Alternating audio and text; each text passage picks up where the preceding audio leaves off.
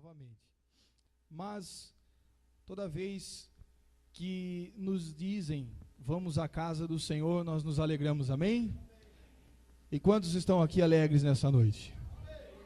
Que a palavra de Deus diz assim: alegrei-me quando me disseram vamos à casa do Senhor. E aqui estamos nessa noite para nos alegrar na presença do Senhor. E eu gostaria que você abrisse a sua Bíblia comigo aí no segundo livro de Crônicas, no capítulo 15. Segundo livro de Crônicas, capítulo 15.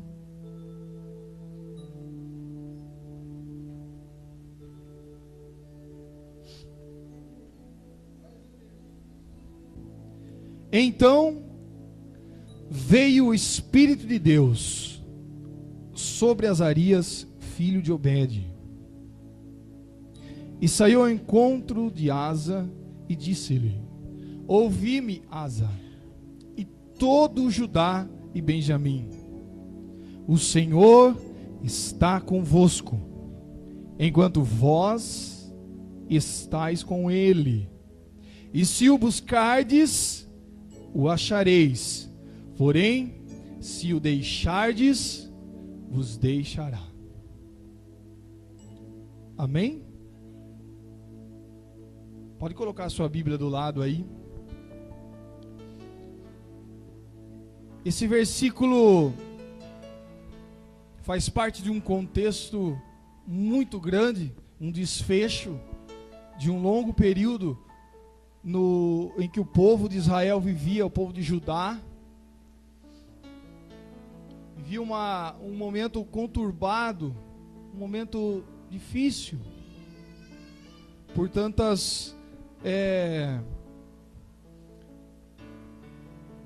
lembranças boas que aquele povo tinha.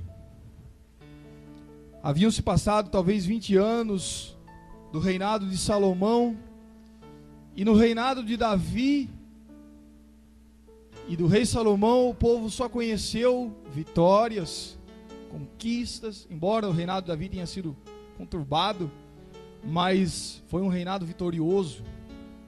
O povo de Israel vivia o seu auge, e depois de ter passado 20 anos, já não havia mais essa glória. Israel já se havia dividido entre o reino do norte e o reino do sul, o reino de Judá. O reino já estava dividido, e todo reino dividido, ele não subsiste. Por isso que divisão, ela não vem de Deus, ela não é uma conta de Deus. Conta de Deus é sempre somar e multiplicar. Tudo que divide, dificilmente Deus está no negócio. Deus não tem prazer na divisão. Amém? Mas, e quando os reinos se dividiram entre o reino do norte e o reino do sul, e a história é muito longa, principalmente do lado do reino do norte, porque enquanto o reino de Judá vivia uma certa paz, um certo descanso aparente, o reino do norte foi vivendo momentos políticos e religiosos e sociais terríveis, com troca de reis. Passaram-se talvez 9 reis no período do reinado do rei Asa, do reino de Judá.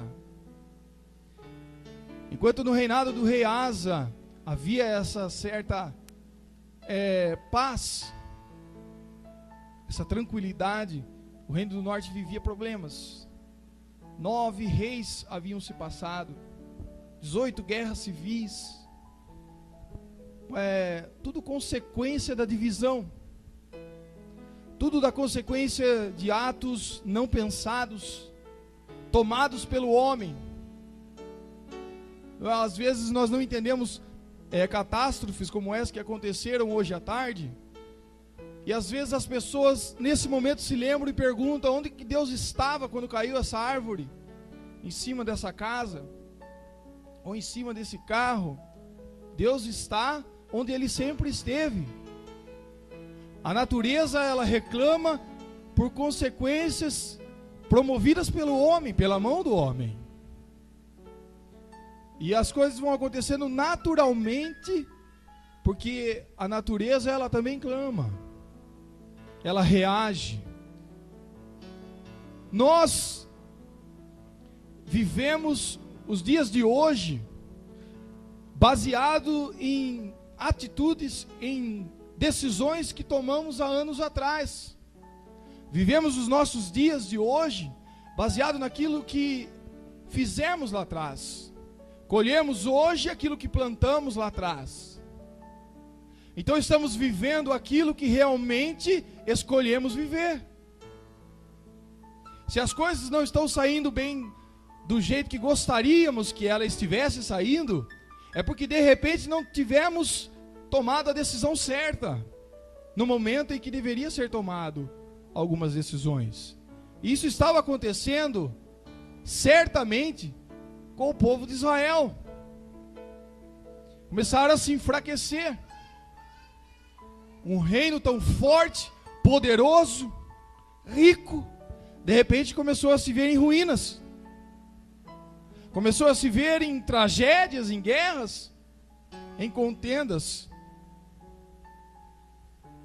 E não adiantava culparem a Deus, porque a primeira coisa que haviam feito é abandonar ao Deus que eles serviam e procurar outros deuses.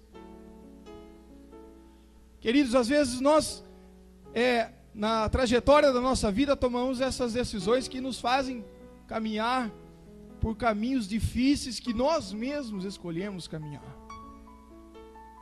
Nós escolhemos caminhar por caminhos que às vezes não era o que Deus gostaria. Eu pergunto a vocês, olhando 20 anos depois do reinado de Salomão, um reino do norte e um reino do sul, essa era a vontade de Deus? Essa era a vontade de Deus, que o reino se dividisse? Com certeza que não. Mas aconteceu. E as coisas acontecem. E o reino do norte foi colhendo, não é, as suas tempestades, porque semearam vento. E o reino do sul, o reino de Judá, embora estivesse vivendo essa alegria, essa paz aparente, essa paz momentânea, a Bíblia diz, no capítulo anterior ao que nós lemos, no capítulo 14, que um rei etíope, o nome dele, eu até anotei aqui, o rei Zerá, um rei etíope, se levantou contra Judá. Mas pastor, Judá não estava fazendo nada. Exatamente. Judá estava quieto, não fazia nada, não brigava com ninguém, não mexia com ninguém. Era um exemplo de nação ali, servia a Deus do seu jeito. E um rei etíope se levantou contra Judá. Se levantou, e a Bíblia diz que saíram contra Judá 1 milhão de homens em pé e 300 carros para invadir Judá. Do nada, assim. Ó, vamos, mamãe mandou a gente brigar com Judá, vamos lá. Mas não é mamãe, né? É o Satanás, que foi na vida desse rei para ir contra Judá. E resolveram pelejar contra o reino do sul, o reino de Judá, que era um exemplo, que estava em paz, que vivia de bem com todo mundo. E isso faz me lembrar, sabe o que, irmãos? Que às vezes nós, o crente, ele vive assim. Ele vive de bem com todo mundo. Ele vive numa boa. Ele não briga com ninguém. Ele não fala mal de ninguém. Ele dá bom testemunho. Ele dá o seu dízimo. Ele oferta. Ele vem no culto de oração. Vem no culto de escola dominical. Ele é um exemplo. Ele faz tudo direitinho. E aí eu pergunto para você, quando nós fazemos assim, Deus se alegra, amém? E o diabo também. Amém? Claro que não. Ele se levanta contra você, contra a sua vida, contra a sua família. Por isso que quando as coisas estão bem, irmãos, quando há um tempo de paz, aí é que você precisa buscar mais a Deus ainda. É nesse momento que você precisa redobrar a sua atenção, vigiar mais, orar mais. Porque são nesses momentos em que o diabo quer destruir a sua fé. São nesses momentos que o diabo quer te atacar para te confundir. Para você dizer assim, mas eu faço tudo. E olha o que está me acontecendo. Eu oro, vou na igreja, eu jejuo, dou meu dízimo, dou oferta de missões, eu faço tudo. E está acontecendo isso comigo? Tá, irmão. Acontece porque ninguém está livre. Ninguém está livre dos ataques de Satanás. Dele se levantar contra a nossa vida. Olha o exemplo de Judá. E a Bíblia diz que eles se levantaram. E no versículo 11 do capítulo 14, o rei Asa clamou a Deus e disse assim: Senhor, não há ninguém como tu para ajudar os fracos contra os poderosos. Ajuda-nos, ó Senhor, ó nosso Deus, pois em ti pomos a nossa confiança, e em teu nome viemos contra esse imenso exército. Ó Senhor, tu és o nosso Deus, não deixes o homem prevalecer contra ti. Olha a posição do homem que temia a Deus, que clamava a Deus. Com certeza tinha os seus defeitos, mas na hora da adversidade soube buscar a Deus, soube a quem recorrer, porque o número de homens que eles tinham à disposição era pouco mais de 500 mil homens, ou seja, para cada um judeu havia 2 etíopes, talvez até mais, e muito mais preparados, muito mais equipados para lutar contra eles. E a Bíblia diz que após o rei Asa clamar ao Senhor,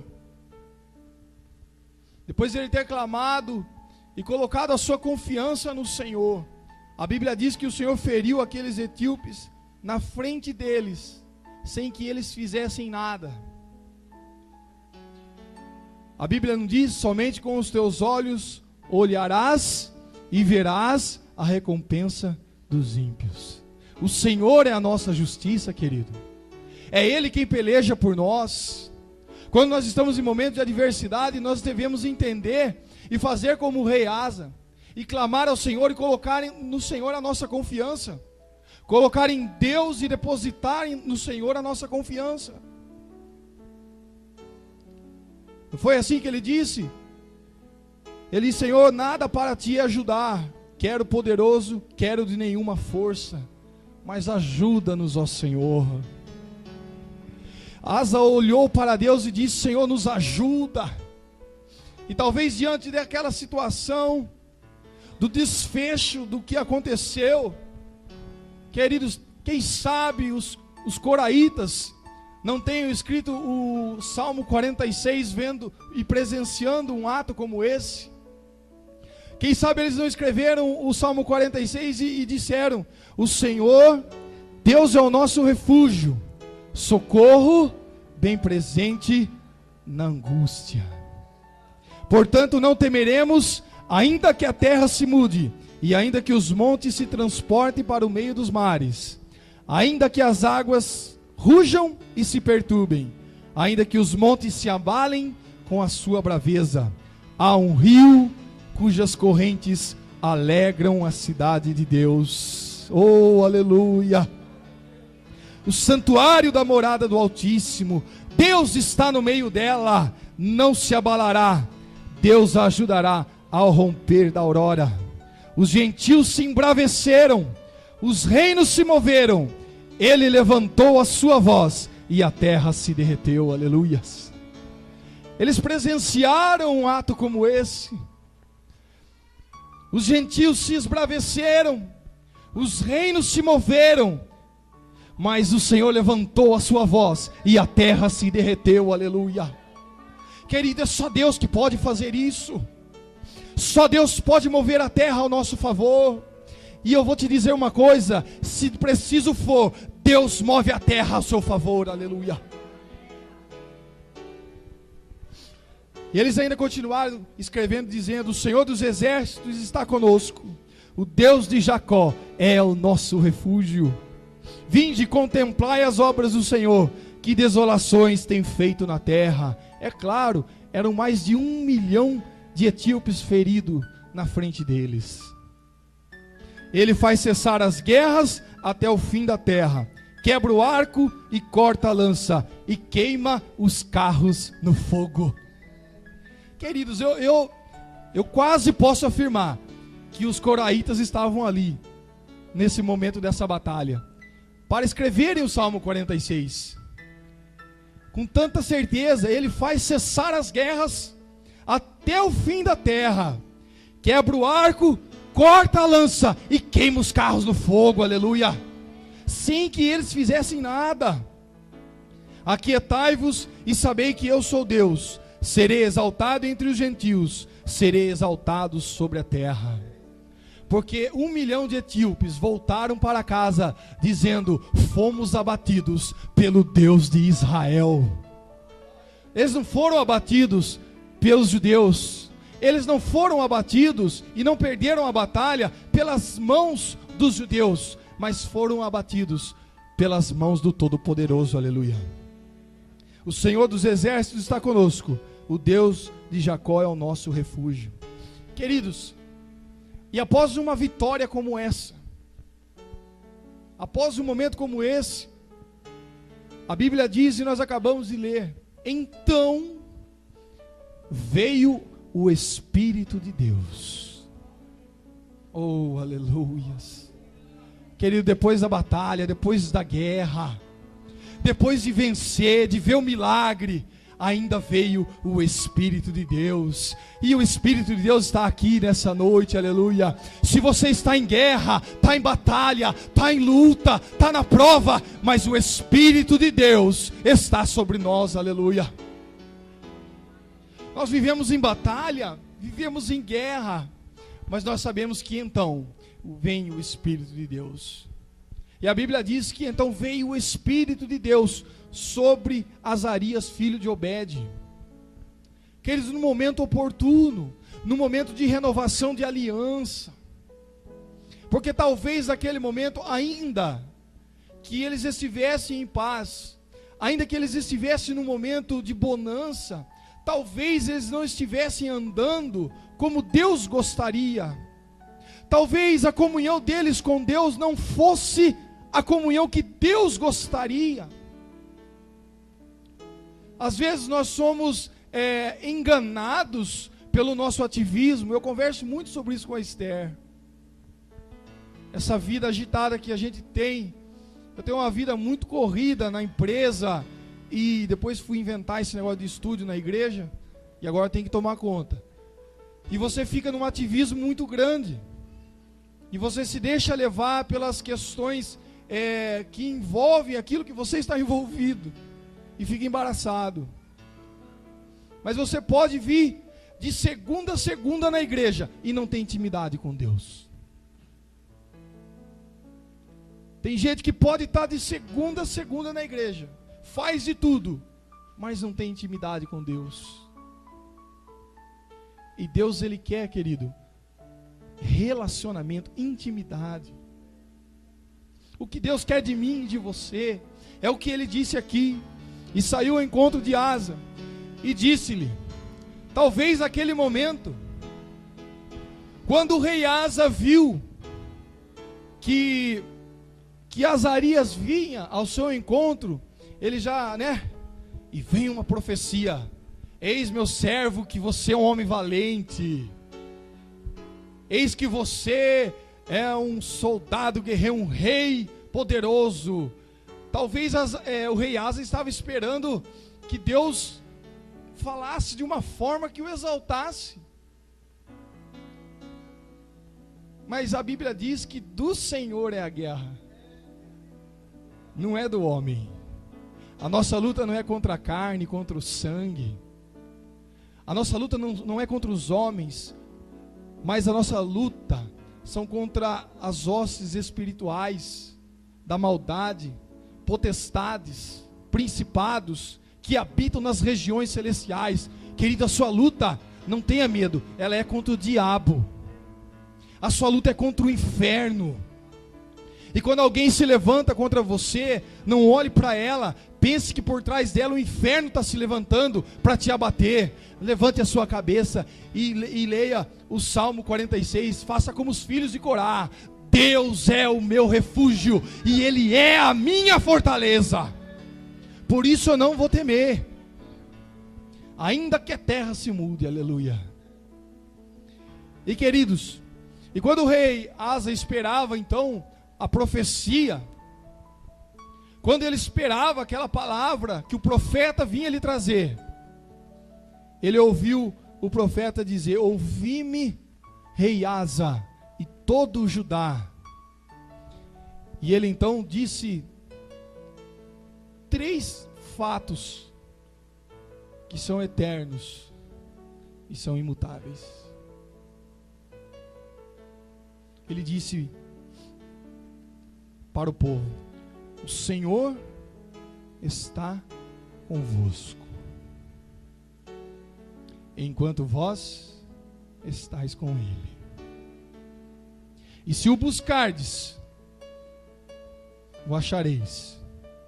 E se o deixardes, vos deixará. São 3 coisas, querido. O Senhor está comigo, enquanto eu estou com Ele. Quantos estão com o Senhor aqui? Levante a sua mão por um instante e diga: Senhor, eu estou contigo. Diga para Ele: eu estou contigo, conte comigo, Jesus. Fale para Ele: conte comigo, Jesus, eu estou contigo e não abro mão. Se você estiver com o Senhor, Ele estará com você. Aleluia. Isso é fato. Isso é um fato, e é eterno, e é imutável. Porque enquanto você estiver com o Senhor, Ele vai estar com você. 1000 cairão ao teu lado, 10.000 à tua direita, mas você não vai ser atingido. Nem por seta que voe de dia, nem por mortandade que assole ao meio-dia, nada vai te atingir, porque você está com o Senhor. Aleluia. Isso é um fato, querido. É um fato que ninguém pode mudar, nem o diabo pode mudar, muito menos ele pode mudar. O fato de que Deus está com você é uma promessa de Jesus. Ele olhou para os seus discípulos e disse assim: eis que estarei convosco todos os dias até a consumação dos séculos. É uma promessa de Deus. Aleluia. Talvez em muitos momentos da nossa vida a gente duvide, claro, e não se culpe por causa disso. Não se sinta mais fraco por causa disso, em achar que você está sozinho. Porque pare para pensar, quando Asa viu que mais de 1 milhão de homens vinham ao seu encontro, a primeira reação dele talvez não foi essa de orar. A primeira reação dele foi de temer, porque é homem. Nós somos homem, carne e osso. Nós nos entristecemos, nós choramos, padecemos. Eu conversava com o pastor Nelson hoje à tarde, e ele disse que logo após a cirurgia, ele passou 6 noites em claro, e a dor que ele sentia era tão grande, que ele olhou, ele disse para mim assim: a dor que eu sentia era tão grande, que eu cheguei a pedir a Deus: me leva, Senhor, porque eu não estou aguentando. Irmãos, e ele é mais fraco por causa disso? De forma alguma. De forma alguma, somos carne e osso. O crente chora também, o crente erra, o crente peca. O crente faz coisa errada e muita coisa errada. Quantos não se desviam? Mas quando ele diz assim: Senhor, eu estou contigo, na mesma hora, o Senhor está com ele. Estarei contigo na angústia, para te livrar e para te glorificar. Aleluia. A pior coisa que pode acontecer na vida do ser humano é quando Deus não está mais na vida dele. Não existe coisa mais trágica do que um homem sem Deus, do que uma mulher sem Deus. Porque isso que eu estou dizendo para vocês são fatos eternos e imutáveis. Por que é fato, pastor?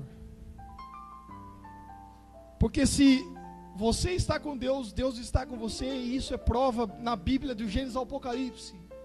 E todos nós aqui temos testemunhos para contar de tantos livramentos que Deus nos deu. Amém? É fato. Por que é eterno?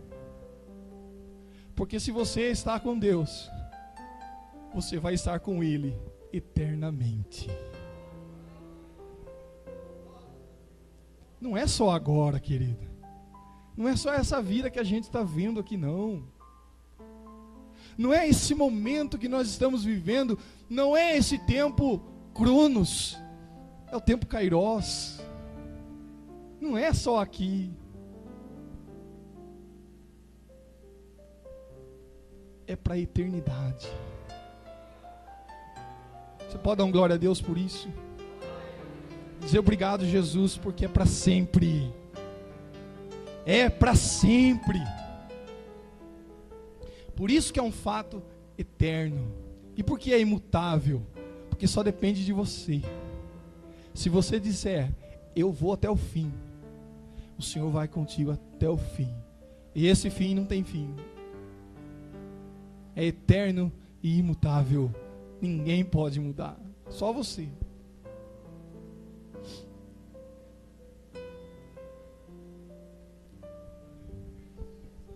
Ainda o Salmo 23 diz: o Senhor é o meu pastor e nada me faltará.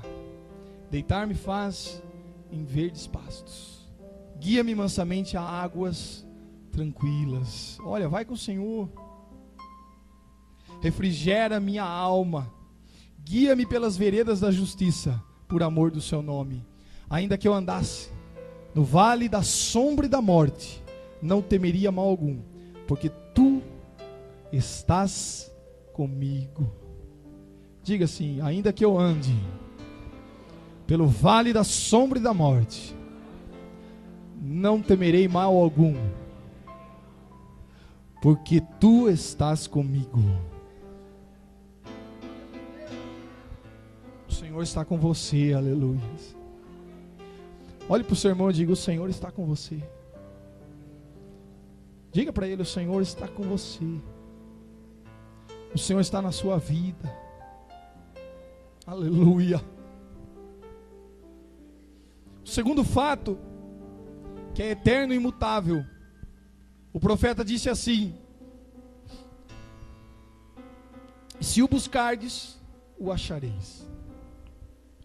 Queridos, é a regrinha mais simples da Bíblia. Se eu o buscar, eu o acharei.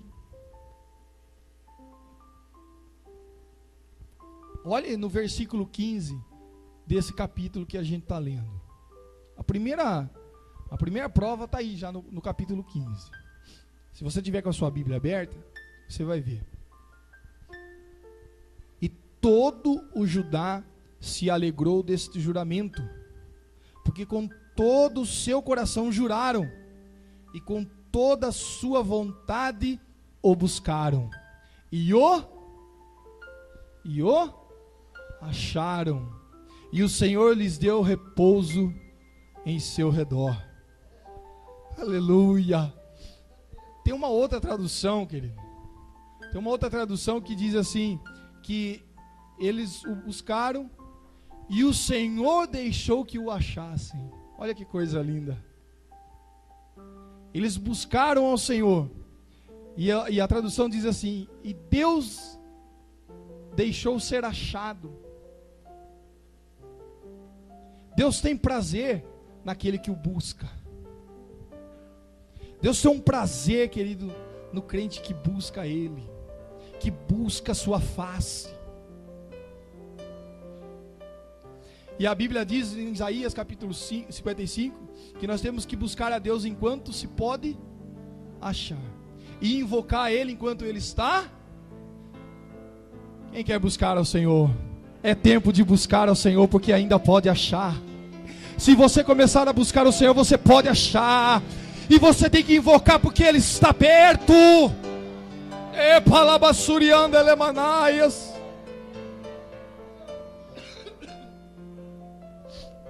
Jeremias ainda disse: buscar-me-eis e me achareis, quando me buscardes com todo o vosso coração. Hoje em dia nós temos visto uma distorção do Evangelho. Dá licença, irmão, está difícil. Gripe mal curada é duro. Uma distorção do Evangelho que leva os crentes a não buscarem mais. Leva os crentes a pensarem que eles estão no trono e Deus está ajoelhado, perguntando: o que Vossa Senhoria deseja? Que Deus está se ajoelhando com uma bandeja na mão, como se fosse um garçom, perguntando: o que é que você deseja? Querido, isso é mentira. A palavra de Deus está aqui. Quem busca, encontra. Quem procura, acha. Quem bate, abre. Quem pede, recebe. Aleluia. Essa aqui é a ordem correta das coisas. O crente tem que buscar. O crente tem que orar, tem que jejuar, tem que clamar. Crente que ora, recebe a vitória. Aleluia. Irmãos, esse evangelho que diz que você senta no trono e daqui a pouco Deus vem perguntar o que é que você quer, o que é que você está precisando, quais são suas ordens. Para com isso. Jesus não morreu na cruz para criar um monte de gente fraco, um evangelho raquítico, cheio de defeito.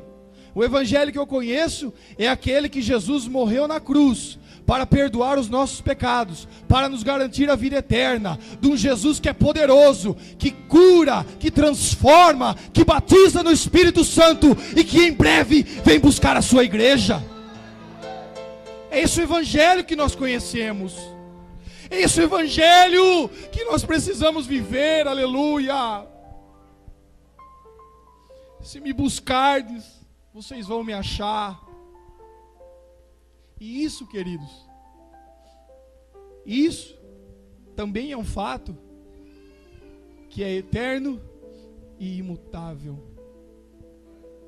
E para finalizar, ele disse assim: mas se o deixardes, Ele vos deixará. Queridos, isso é muito forte. É muito forte. Mas, quando nós paramos para pensar, mas Deus vai deixar a pessoa? Vai. Por quê? Porque ela que deixou Deus. Foi ela que tomou a atitude, primeiro, de não querer mais o Senhor. Nessa minha vida, conheci muitas pessoas que fizeram essa decisão. Conheci bastante gente que tomaram a decisão de deixar o Senhor. E como eu disse no começo, a pior coisa na vida de um homem é ele deixar a Deus. Porque você deixa depois de ter conhecido. O homem que vive na ignorância, que não conhece a Deus, não pode deixar a Deus. Correto? O homem que não conhece a Deus, ele não pode deixar aquilo que ele não conhece. E o que a palavra de Deus está dizendo aqui são para aqueles que conhecem e resolvem deixá-lo. Em Hebreus, o autor da carta aos Hebreus, ele diz que é pisar no sacrifício de Jesus. É dizer, pegar o sacrifício de Jesus e falar assim: ó Jesus, isso aqui para mim não vale nada. O que o Senhor fez para mim ali na cruz do Calvário, para mim não valeu. Isso é muito forte. Porque Deus não deixa a pessoa assim, de repente, do nada. O Espírito Santo convence e tenta convencer a pessoa. Mas deixar a Deus é a pior decisão que o ser humano pode tomar. Por isso, querido, quando a gente está na igreja e a gente passa por problemas, por dificuldades, por lutas dentro da igreja, quando a gente passa muitas vezes por luta até mesmo dentro da igreja, perseguição, calúnia, e eu faço uma pergunta: o que é que Jesus tem a ver com isso? O que é que Deus tem a ver com isso? Nada. Quantas pessoas não resolvem: eu não vou mais em igreja, não quero saber mais de pastor, esse negócio de Bíblia, e vira as costas, pisa no sacrifício de Jesus, por causa do quê? Por causa de nada. O amor de Deus está acima de tudo isso. O amor e o cuidado de Deus e a misericórdia do Senhor estão acima de qualquer coisa. Estão acima de qualquer situação, de qualquer problema, de qualquer doença.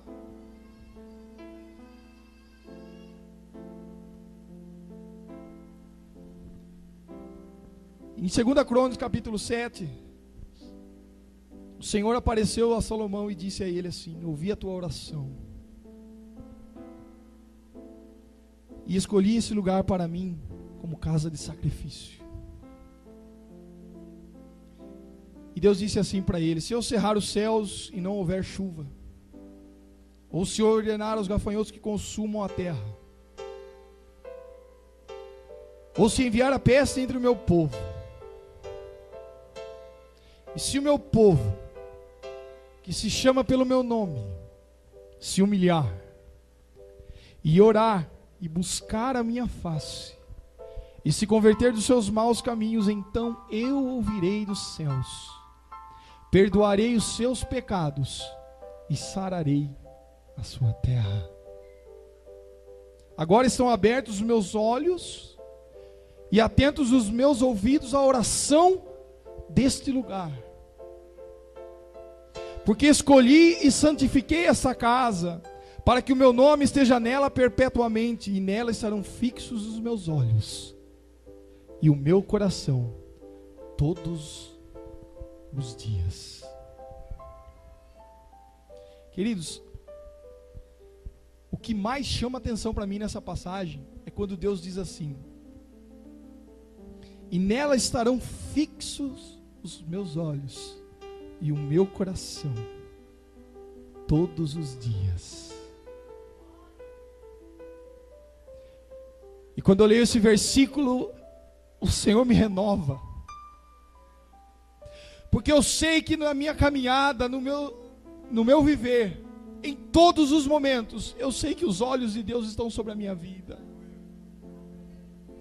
e além dos olhos do Senhor estarem sobre mim fixos, o seu coração. E o coração de Deus não é como o coração do homem, que muitas vezes é enganoso, que julga. O coração de Deus é um coração misericordioso, um coração que perdoa. O coração do Senhor está fixo sobre você através dos seus olhos. Querido, que é maior promessa do que essa, de saber que quando você dobra o seu joelho para dizer: Senhor, está difícil, eu não estou aguentando, você ouve dizendo: os meus olhos estão abertos e os meus ouvidos estão atentos pela oração de um justo, daquele que busca, daquele que clama, daquele que decide dizer: eu estou com o Senhor e não abro mão, aquele que decide levar a sua vida a não envergonhar o Evangelho e dizer: eu sou de Cristo, aquele que decide dizer para o mundo e mostrar para o mundo que a sua vida pertence a Deus, porque foi salvo, porque foi renovado, porque foi lavado, remido no sangue de Jesus, porque tem a certeza da vida eterna. Aleluia. É muita coisa que está em jogo para perder a nossa salvação, a nossa vida eterna.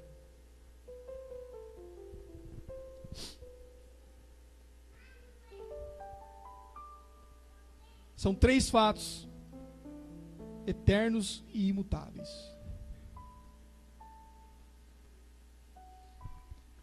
Feche seus olhos e diga assim comigo: o Senhor está comigo. Melhor, põe a mão no seu coração. Diga: o Senhor está comigo, enquanto eu estou com Ele. E se eu o buscar, eu vou encontrar. E se eu o deixar, Ele me deixará.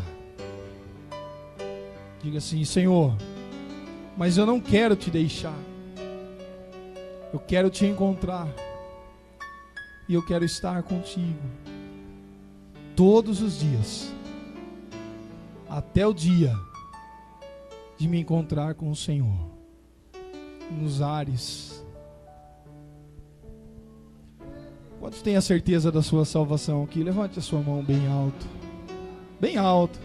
Você tem certeza da sua salvação? Você pode glorificar ao Senhor por 1 minuto, por essa certeza, por essa convicção. Agradecer ao Senhor, falar em línguas, ser renovado na presença do Senhor. Oh, aleluia, aleluia, aleluia. Senhor, precisamos de Ti, ó Pai, precisamos do renovo, precisamos viver a simplicidade do Evangelho, aleluia.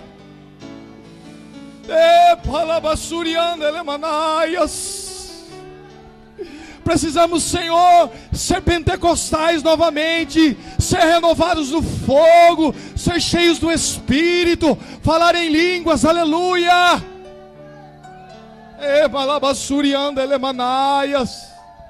Livra-nos, Senhor, desse evangelho barato, raquítico, que não leva a nada. Ajuda-nos, Senhor, a alcançar as almas, a colocar em liberdade os cativos, Senhor. Ajuda-nos a alcançar outros povos. Deus, ajuda-nos a ser uma igreja missionária. Decandalabassurianda elemanaias. Se coloque em pé nesse momento, querido.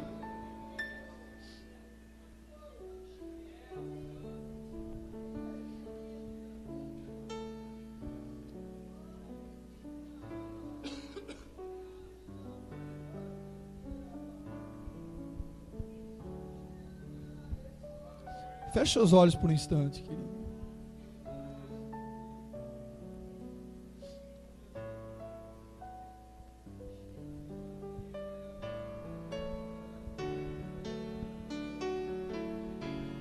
Queria que você fizesse uma reflexão nesse momento.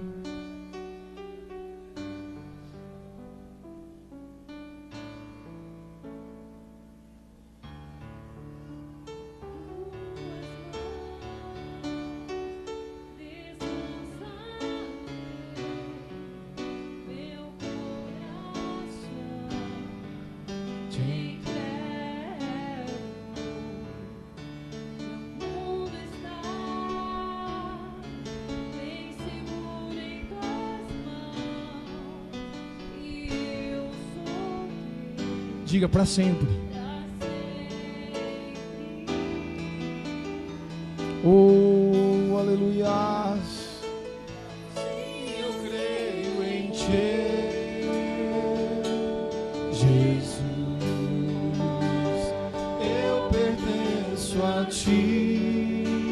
Diga a Ele, Jesus, a razão do meu viver, a razão do meu louvor, tudo que sou.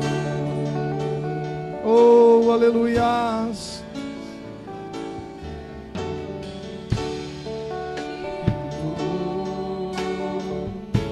Que precisa. E se eu sofrer, diga, confiarei. Oh, aleluia.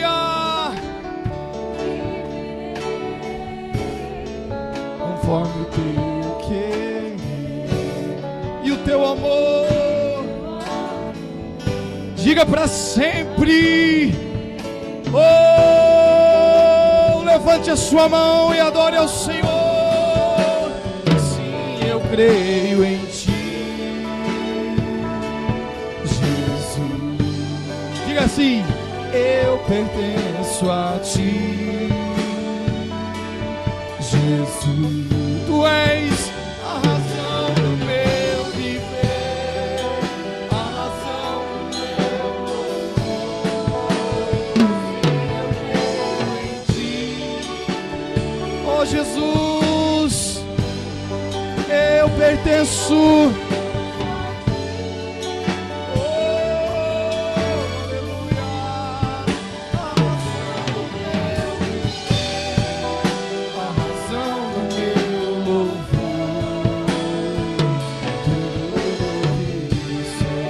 Levante a sua mão para cima e diga, Senhor, renova-me nessa noite, renova a minha fé, a minha esperança. Oh, Pai, e canta la basura e anda leva la baixeira e anda leva la basura.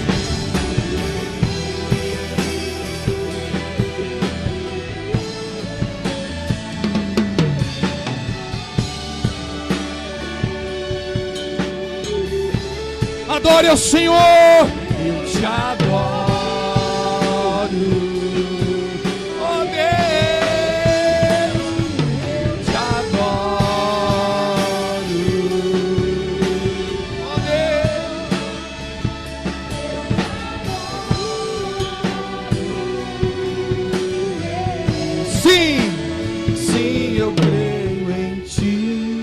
Diga: Jesus. Diga: eu pertenço a Ti. Olha que coisa linda, aleluia. Tu és a razão. Tu és a razão. Sim, eu creio. Sim, eu creio. Quem ainda não entregou a sua vida para Jesus, gostaria de aceitar a Jesus nessa noite como seu único e suficiente Salvador.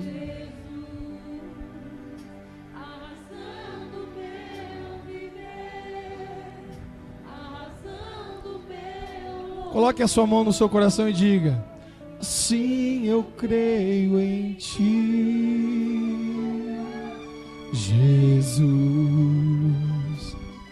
Eu pertenço a Ti, Jesus, a razão do meu viver, a razão do meu louvor. Tudo que sou, tudo que sou. Oh, aleluia! Oh, você que pertence ao Senhor, se coloque nos braços dele agora.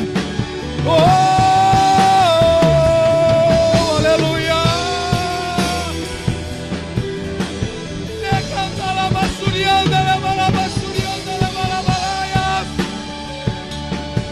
Renova-nos a nossa fé, Senhor.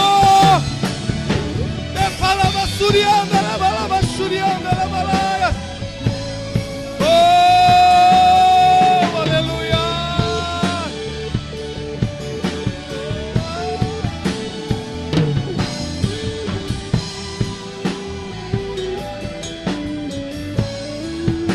Eu te adoro, Senhor.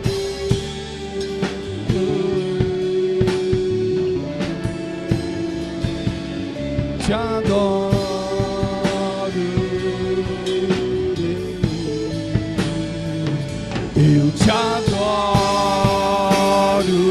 eu te adoro, Senhor. Adore ao Senhor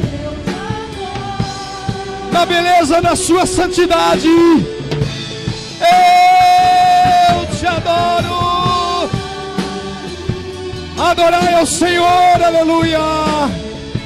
Eu te adoro, Deus.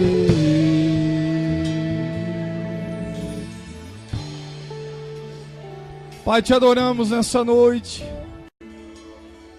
Como começou esse culto em espírito e em verdade.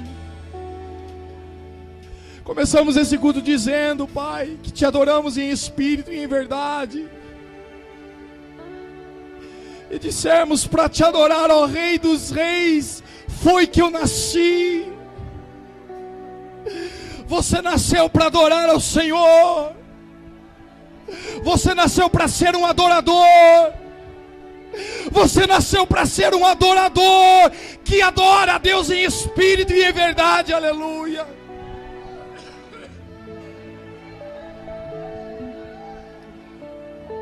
Da mesma forma como começamos esse culto, Senhor, nós estamos terminando nesse momento, terminando essa reunião, Pai, te adorando. Por isso eu quero te pedir, Senhor, com toda a humildade, Pai, diante de Ti, eu quero te pedir, Senhor, que nós possamos sair daqui nessa noite renovados. Não deixe que nenhum dos teus filhos saia daqui da forma como entrou. Eu te peço, Pai, em nome de Jesus, que possamos sair daqui nessa noite regozijando na Tua presença. Que possamos sair nesta noite daqui dizendo glória a Deus. Que possamos sair dizendo que só o Senhor é Deus. Oh, recanta labassurianda lemanaias. Oh, um Deus que perdoa as nossas fraquezas. que sabe que somos pó. Oh Pai, nos despede na tua santa e gloriosa paz. Leva-nos, Senhor, para as nossas casas. Leva-nos em paz, Senhor. Acampa os teus anjos ao nosso redor, nos cobre com teu sangue. Amachurianda elemanaias. Remacantui decanta labassurianda elemanaias. Que o grande amor de Deus, o nosso Pai, que a bendita e gloriosa graça do nosso querido Jesus Cristo, e a doce paz do Espírito Santo de Deus, a doce presença do Espírito Santo de Deus esteja conosco todos os dias das nossas vidas. Eu queria que você terminasse o culto dando um abraço em alguém. Abraça aí a pessoa que está ao seu lado. Impetre a bênção de Deus sobre a vida dela. Ministre a bênção de Deus sobre a vida dela. Deseje uma semana abençoada, de vitória. Uma semana de conquista. Saia daqui nessa noite sabendo que você é mais que vencedor, aleluia.